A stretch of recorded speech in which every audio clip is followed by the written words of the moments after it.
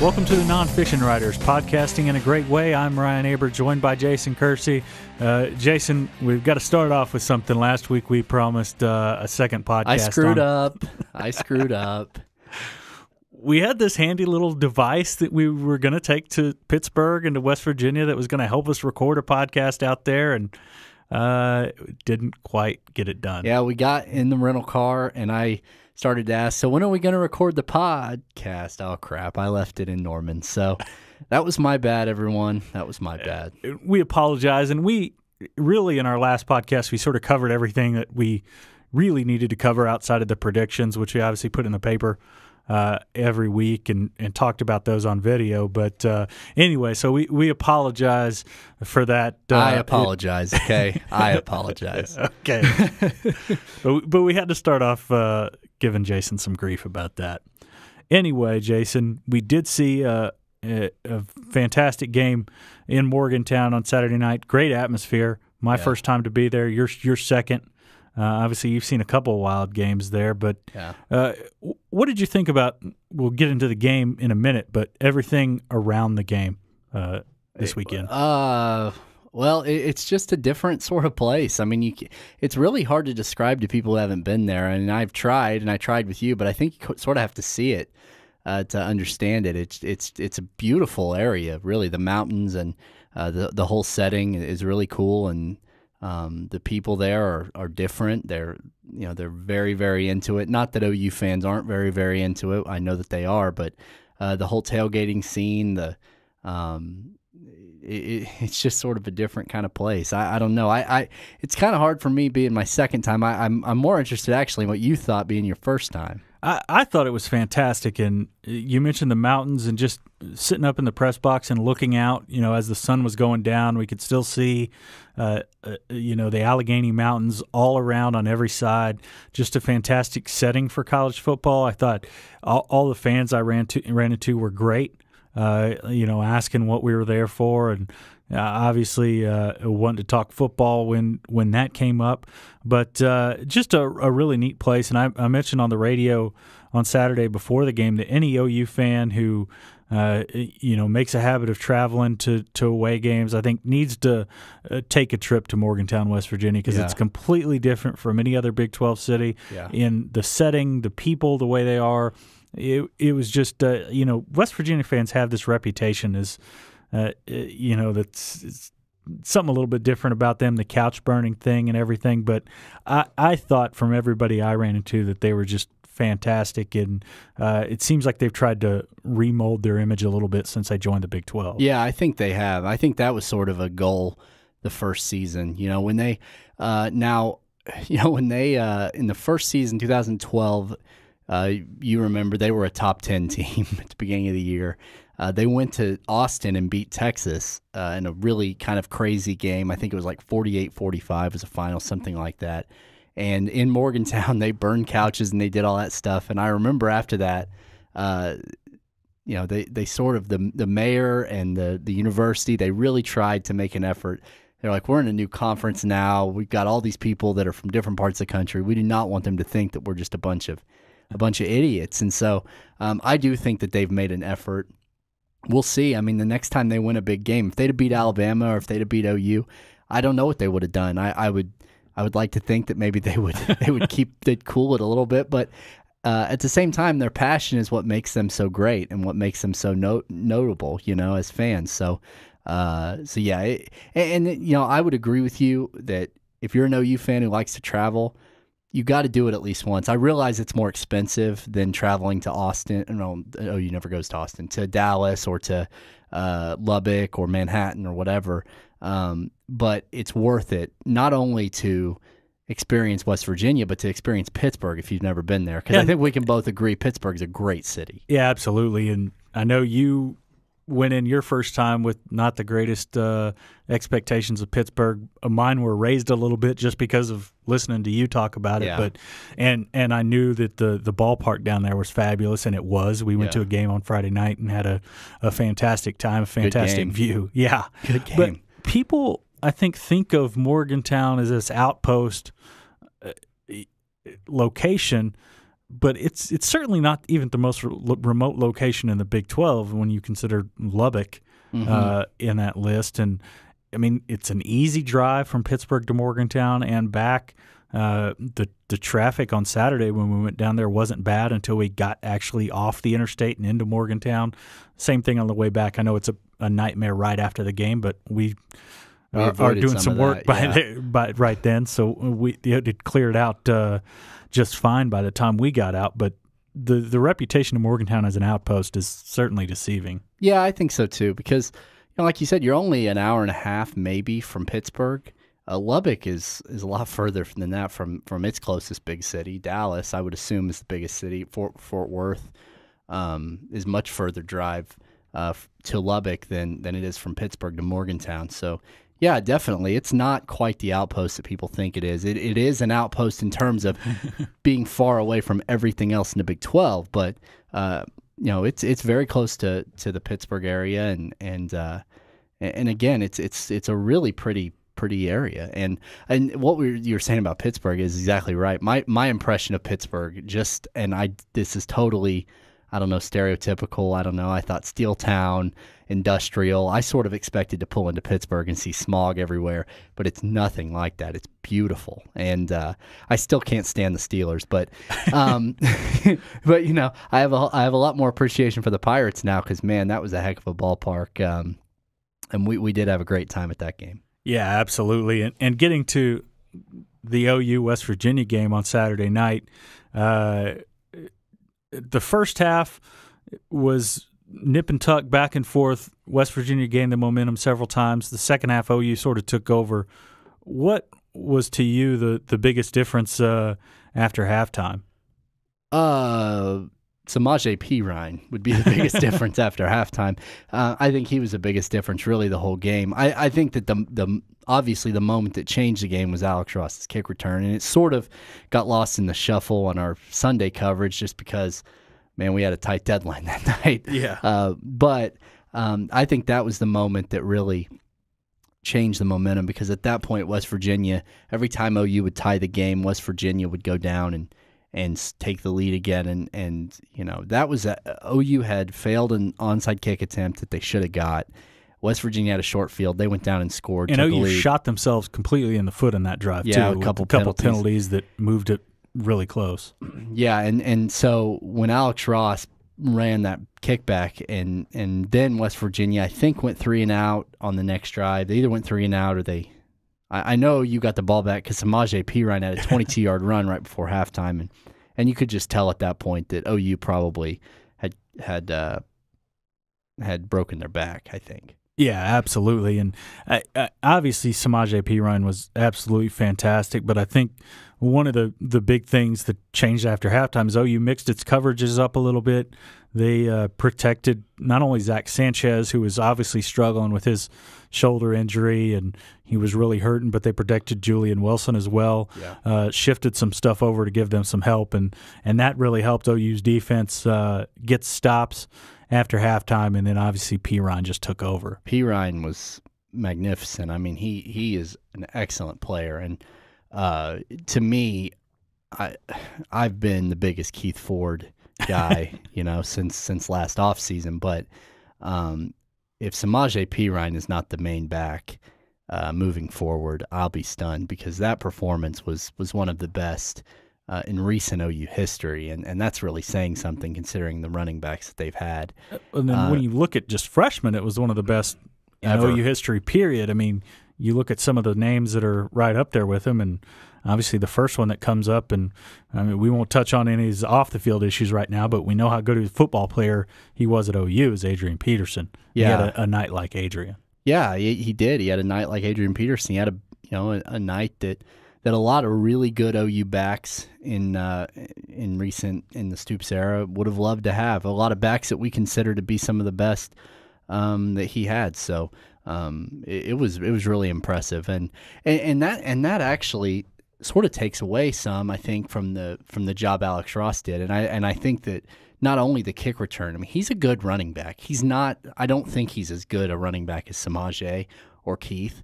But he is a good player, and he's better than I gave him credit for, and I can say that. I mean, the guy is fast. He may not be quite the between the tackles sort of guy. He's probably not as good at finding holes maybe and doing those sorts of things. But when that guy gets into open space, he's fantastic. So I think I shortchanged him a little bit.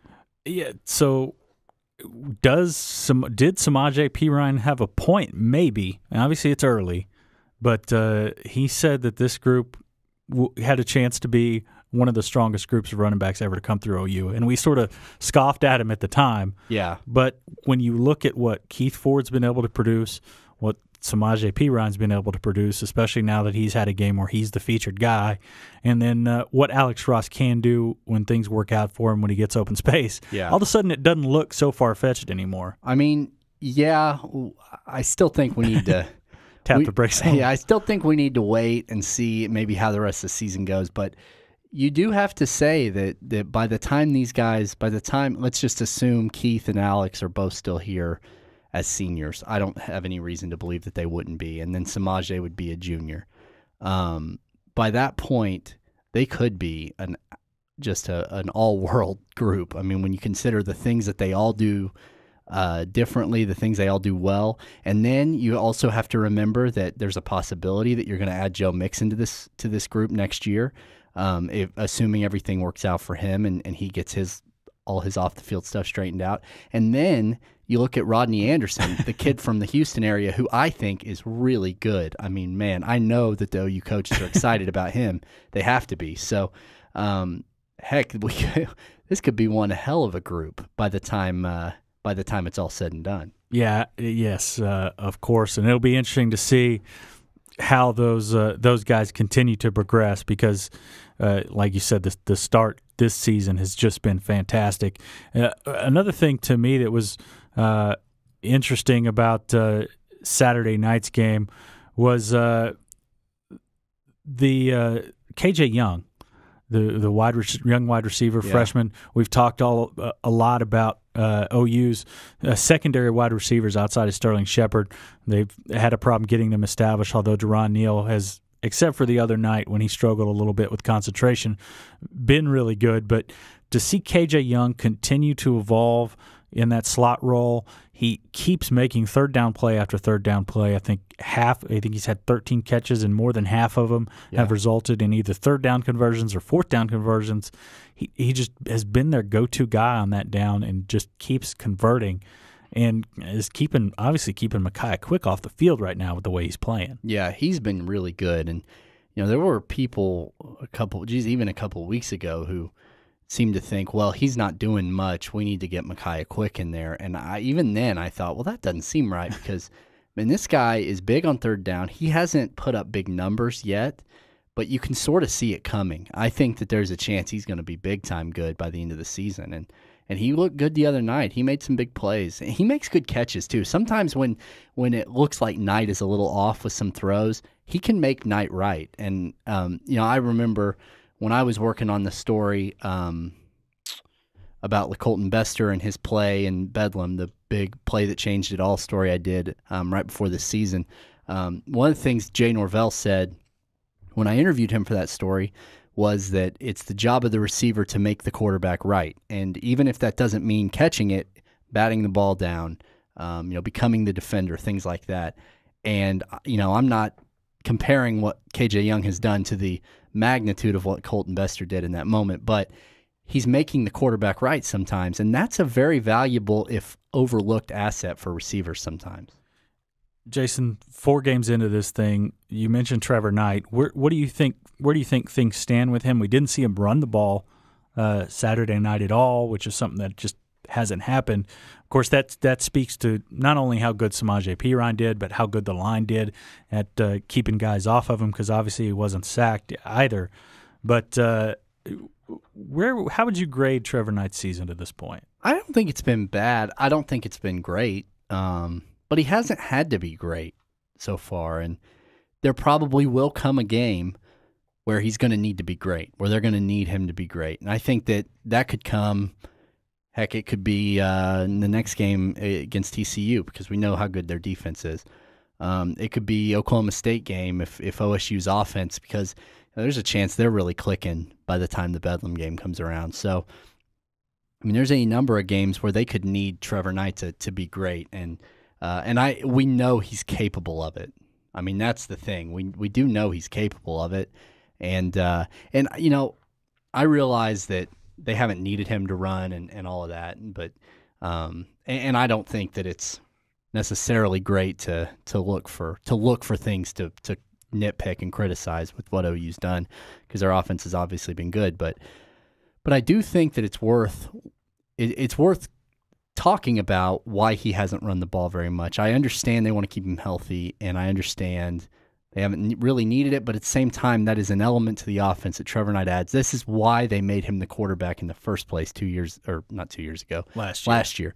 This is why he beat Blake Bell for the job, is because of his mobility, and we just haven't seen it. They've been a little bit hesitant to use it, and I even think getting him outside the pocket and throwing, we saw how good he can be throwing the ball when he's on the run, and you just haven't really seen much of that. And I wonder why that is, and I assume that most of it is trying to keep him healthy. But and they did just win a big game, and they didn't really need it, but that just opens up so many other things when he's doing that, or when the threat of him doing that is there. You know what I mean? Yeah, absolutely.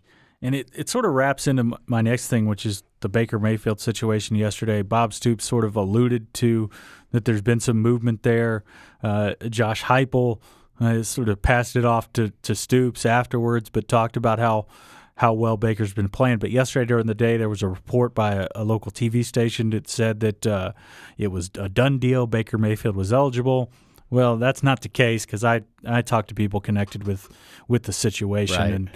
and they said it is still ongoing. They haven't heard anything back, but it seems to be positive momentum moving forward on at least one of the multiple levels of this thing.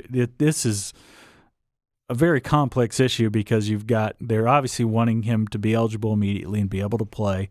That's the number one priority, but also trying to get the Big 12 rule overturned in his case, where he would have to not only sit out this year but lose a year of eligibility without the benefit of a red shirt to be able to be on scholarship.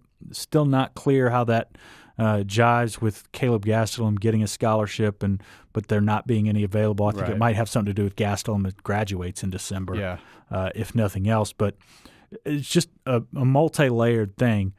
But where do you get the sense that things stand with Baker, and what would be the change if Baker Mayfield is eligible? Well, first of all, I mean, I think if he's eligible, he's the backup. I don't see any reason why he wouldn't be. I think that he has had success in the Big 12 as a starting quarterback. We've seen that. He played really well last year a lot of times. I mean, he obviously had his troubles, but he was a true freshman. And he was a walk-on, and he wound up having a really nice first season. So we know he's good enough to play in this league. So I would say I think he's definitely the backup. He's the number 2 guy. On the other hand, I could also see them saying, we've already now we're going into the 5th game. So maybe we're not going to play him. We're going to redshirt him if they have that option. I almost think that would be a better thing to do, would be to redshirt him so that he can have this year back. And then that way he's a redshirt sophomore next year. And then he has a year when Trevor Knight's gone, or maybe 2, I guess, depending on what happens with Trevor next year. But he has a chance to be the starter. Otherwise, he's never going to have a chance to be the starter. And I don't think that's fair to him. As far as where things stand, I can only really go off of what you've told me. It sounds to me like things may be moving in a positive direction, but nobody really knows. I don't know where that report came from yesterday. There's really no telling. Yeah, the people I talked to were sort of bewildered that had been reported the way it did, and these are people that on both sides that are involved in this deal. Yeah, didn't know what was going on. Yeah, I think that that we're still a little ways. Maybe something could come down this week, but I certainly think that we're not really, really close to anything happening, at least in the next day or two. So, But again, I just think that at this point, it'd be more beneficial to him to say, even if you get the year back, you're going to redshirt this year, because that way he hasn't been cost this much of eligibility. And that's the thing I back up a little bit. With Jalen Saunders, I know, he didn't become eligible to the 5th game of 2012. And when it happened, I remember my thought was, why wouldn't they just redshirt him? Well, we saw why they didn't redshirt him, because he was really good and he can contribute immediately. I don't think that's the case with Baker unless Trevor gets hurt. And you always have the option to pull that red shirt. Yeah. So to me, it wouldn't make sense to throw him into junk duty during a blowout of Kansas or whatever, and blow that season. Where with Jalen, you do wonder what his season would have been like that year if he'd had the whole year, but at least he was playing, starting, contributing. I mean, that's not going to be the case with Baker unless Trevor gets hurt. Yeah, and I'm with you. I think, to me, the best solution would be to plan on redshirting Baker Mayfield this year, to have Cody Thomas as a backup. He's not using it, or not using a year of eligibility that he has a chance not to use since he already redshirted. So keep Baker on the sidelines unless an injury happens, because I don't think you've got to get Baker Mayfield ready to play in a Big 12 environment. He's done it before. I think he's proven that he has the ability to do that. I don't think he benefits from it the way that, say, Cody Thomas would benefit from just having some garbage time snaps. But you have him there just in case, sort of a break glass in case of emergency thing, right? Where if Trevor Knight were to be injured, then he would be the most logical option to go with while their goals of winning a national championship, winning a Big 12 championship are still intact. Yeah, and I do think that obviously if you lose Trevor Knight, even if Baker Mayfield plays pretty well, I think that the national championship stuff is pretty tough at that point. You're throwing a guy who's right, but if you still have it in front of you, I understand what you're saying. Yeah, but if you're just needing a quarterback to go in at the end of the game when Trevor is when they're up by 50, yeah, again, like you're just going to ask him to hand it off to Daniel Brooks. Yeah, I mean, you don't need to burn Baker Mayfield's red shirt or Justice Hansen's red shirt for that matter over that, and that's why I think Cody Thomas could be an excellent quarterback. He's obviously talented enough to do it. And every time we talk about him, we bring it up, but just his arm is phenomenal, and we both saw it in high school. Yeah, we know how good he is. I wonder if he's right for this system. They recruited him at a time when Landry Jones was still here, and when before they made the decision to go in the direction of having a guy like Trevor Knight. I understand what people would say. Trevor Knight was recruited before Cody Thomas was, but still, and I think Cody Thomas might be a little bit. Everybody's more mobile than Landry Jones. Let's just say that. I mean, everybody is. I'm more mobile than Landry. No, I'm just kidding. But you know what my point is. So I just think I think long term Justice Hansen is a better fit for this offense. Yeah, Jason, I agree with you on Cody Thomas. I think he's clearly not the ideal fit for this system given what they're trying to do. But I do think he's more mobile than people give him credit for. We saw him in that game we watched down in Dallas a couple years ago, the night before OU Texas. He was able to move around and do some things in the pocket. He's obviously a baseball outfielder, can move around there, but certainly Justice Hansen more fits the mold of what they've been looking for recently. Yeah, you're right. You're right. And I probably am not giving him enough credit. And if they're doing what they're doing with Trevor Knight right now, well, then maybe you don't need him to run around as much. So I understand all of that too. Absolutely. And Trevor Knight has been healthy this year, left 2 games last year with injuries, 2 games that he started. This year hasn't been an issue.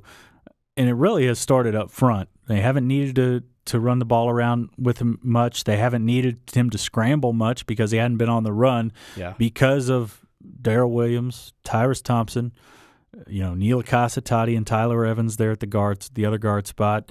Adam Shedd has been really good coming off of his injury. Ty Darlington in the middle, and really even goes deeper than that with Deontay Stavitz, Josiah St. John, and some of those other guys who've contributed off the bench. But this offensive line looks like the most physical OU offensive line since probably '08. Yeah, I don't think there's any doubt about that. I mean, they are good. They're big. You can tell the difference that Bill Bedenbaugh has made, and I think a lot of people would also say, well, they're also more experienced, and that's true. But man, these guys are tough, and they don't get pushed around. They do the pushing around, and I think the offensive line in James Patton / Bruce Kittle's last year was good, considering they had a lot of injury problems. And everybody remembers all the Ben Hayburn going down, Tyler Evans going down, Adam Shedd and Bronson Irwin battled some things throughout that year. But I just think it seems different. It seems like they've really turned the corner. And I think they even started to turn that corner last year.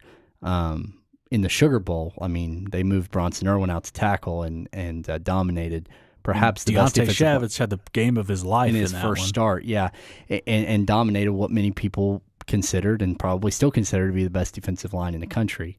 So I just think Bill Bedenbaugh has made a remarkable difference with this team, and it's very clear what he's been able to do. But just in terms of how big they are, I mean, Samaje Perine was phenomenal, and I've already said that, but in the second half, it was just as much about the offensive line dominating. I mean, there were some penalties on the West Virginia defensive line. It was like they were trying to do anything that they could do to do something. And it wasn't, nothing worked because they were just getting blown off the ball. Yeah, and to me, the most impressive play, and we talked about it a little bit earlier before we started the podcast, but there was I believe it was either one of the touchdowns that Samaje Perine scored or set up a touchdown. I think it set up a touchdown, was the play that Darrell Williams' helmet got taken off. He had to sit out for a play, the next one, but he holds that block for so long that the defensive lineman just gets frustrated and his hand winds up pushing the helmet off. Darrell Williams sticks with the block even through that. Unfortunately, the official broke his leg on that play. But then on the other side of the field, you have Shedd doing virtually the same thing with another player, and just that constant drive with these guys is something that's impressive, and it makes, I mean, we see it from the press box, and we don't see pick out a lot from the offensive line in general, but you can see things like that when they're happening. Yeah, and that's a good point. That's interesting, because a lot of times if the offensive line is doing their job, you're not noticing them because they're doing their job, but they're so good that we are noticing them. I mean, it's really interesting to think about it like that. I hadn't really even made that had that thought before, but that's right. And so they're really, really good. And Bill Bedenbaugh, and obviously this line is filled with James Patton recruits, and the guys coming up behind these guys, Alex Dalton, Jonathan Alvarez, some of the guys that they're bringing in, Christian Daimler. Well, I guess he would have been a Patton recruit. Yeah, he signed before Bedenbaugh came. So, but even some of the young guys that Bedenbaugh's bringing in, I think are going to be good. Jonathan Alvarez was a really overlooked guy, a 2-star according to Rivals. And he's already gotten some playing time. And he's gotten some playing time. I think Neela Casatati is the emergency backup center, but Alvarez is right there too. I went and covered his signing, and I remember him talking about how little he was recruited, and you sort of wonder sometimes with some of these guys, is it a case of OU's going after people that they can get, or are they going out and finding people that fit what they want to do, that Bill Bedenbaugh feels good about? And I think it's the latter. I think Jonathan Alvarez might wind up being a much better player than a lot of people would have given him credit for. Yeah, I think they've gotten all kinds of players that sort of fit that mold, guys that don't get the big-time recruiting attention but wind up having huge impacts. I mean, Charles Tapper was a guy who had hardly any recruiting attention, thought that his ceiling, the biggest place that he could end up, was either Maryland or West Virginia at one point. Bobby Jack Wright winds up finding him in San Antonio at the U.S. Army All-American Combine, and all of a sudden, a few weeks later, he's committed. Yeah, and I mean, you can go up and down the roster with guys like that. I mean, I was thinking about it the other day. Jordan Evans, Dominique Alexander are two guys that were sort of, nobody really knew where they fit in a defense, and they went and found them, and now they're both really good players. Zach Sanchez wasn't extremely high recruited. Dakota Austin was a 2-star guy. I mean, there's a lot of guys like that on this team, and again, like, so OU's recruiting classes may never be ranked very high, but they're getting guys that they feel good about. Yeah, although I think this recruiting class in particular has a chance to be ranked really high with what they've got so far and the long-term fallout that could happen as a result of the Tennessee recruiting weekend. Right. All those aren't guys that are going to make their decision, this week or even this month or next month maybe, but that has a chance to pay off down the road. Yeah, well, but even in this recruiting class, Kenneth Mann, Tyrell Jacobs are a couple defensive linemen that Rivals has ranked 2-star. And it's not like OU went and got them when they were desperate in January trying to fill spots. They got recruit commitments from them in the summer. So, those might be another couple of guys that we wind up saying, wow, how were they ranked so low? And not to pick on Rivals, I use Rivals as an example because that's the one that everybody that's the one looks that to. I always go to. So, I want to make sure our friends at Sooner Scoop don't think Josh we're picking on them. Kerry Murdoch, Eddie Rado, and RJ Young, we love y'all. We love those guys. Absolutely. Well, Jason, that's all the time we have for this podcast and this week. This is just going to be a one podcast week with the bye week, but we're going to be back next Tuesday to preview the OU-TCU game at Fort Worth, and then we'll be back next Thursday as well with the second episode. But thank you so much for joining us, and check us out every day at newsok.com and every morning in the Oklahoman for the best OU coverage anywhere.